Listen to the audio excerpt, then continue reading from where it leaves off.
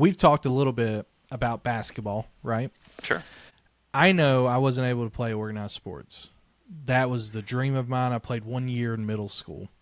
But what I did do with basketball is we had a little dirt court, and I think you and I have talked about this. I had a little dirt court, and this is actually a section in my book too. 1 year, my 5 brothers and I, we got a basketball goal for Christmas.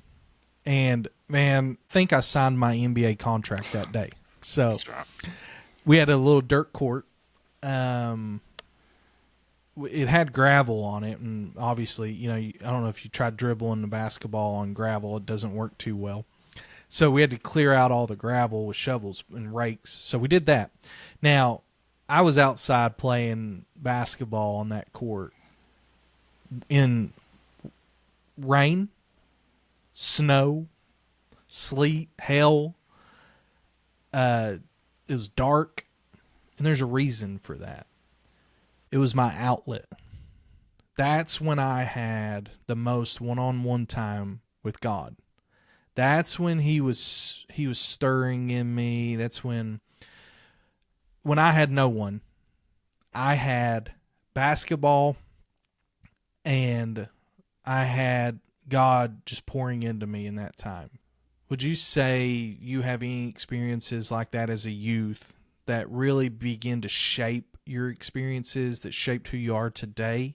Yeah, I did something similar.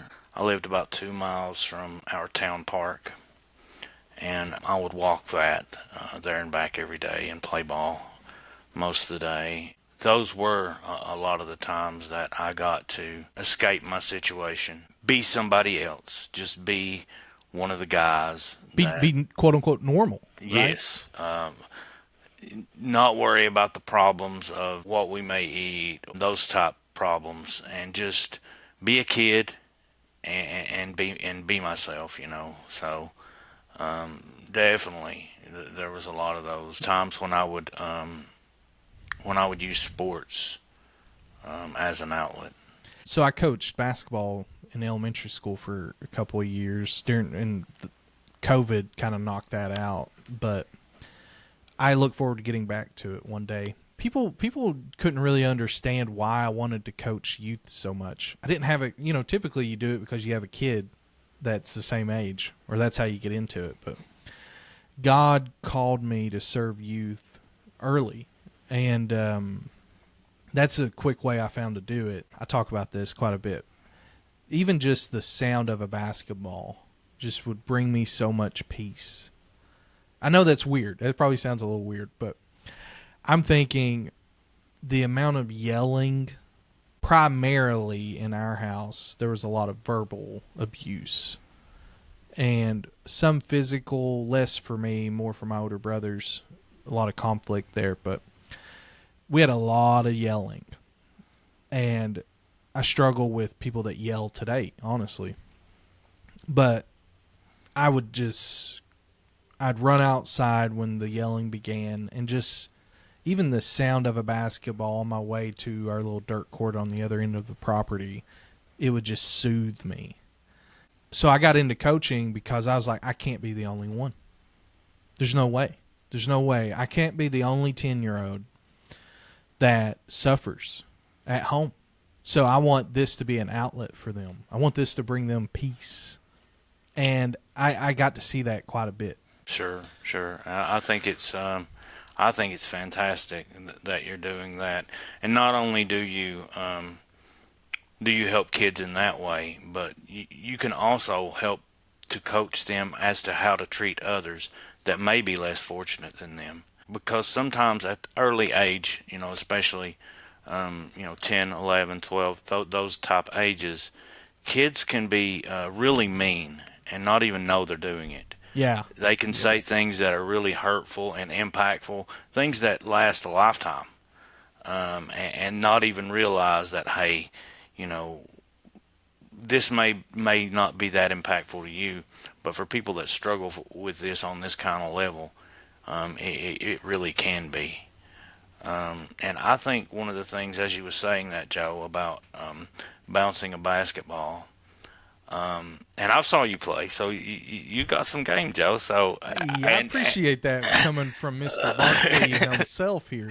and I one of the things that was always true for me is if I'm bouncing the basketball when I'm by myself, then I'm not going to get picked last. This is a place where I'm not last. This is a place where I usually get picked early. I usually, be the first 3 or 4 picks, 5 picks, Yeah. and I'm not last. I'm not at the bottom of this anyway.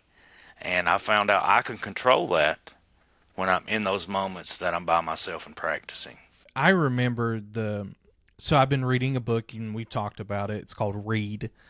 And I think the subtitle is How God's People Can Bring Justice Through Literacy. Well, part of that, they talk about the pride that comes with being able to read early and often. But it also talks about the other side of it, right? The other side of the coin. Well, and there's also a documentary that I've mentioned to you called Sentenced. And of course, Stephen Curry is the one that does the voiceover. In that, you can see the frustration. You can see the embarrassment that comes to somebody when they aren't able to read well. So there was a lot of pride that came when I would be picked. So when we were playing with others, and that's why basketball was also an outlet in a group setting for me as well, right? In PE class or whatever, I would have a sense of pride. And that's why God stirred in me recently this idea of, I wasn't the best student in the world, but thankfully I was able to read early. But I know there's a lot of kids that aren't. And I know I can see, and I see it in my own family, the discouragement of not being able to read early and the effects of that, right? You may not even graduate high school. And then, like you being in higher ed now, the effects of that long term, obviously, lower wages, socioeconomic status, you're stuck. So, yes, not being picked last, that's huge. And there was a spiritual side of that too, I think. So, again, when God's talking to me when I was playing basketball by myself, I was his pick. Man, that's a message like waiting to happen, John. Yes, I like it.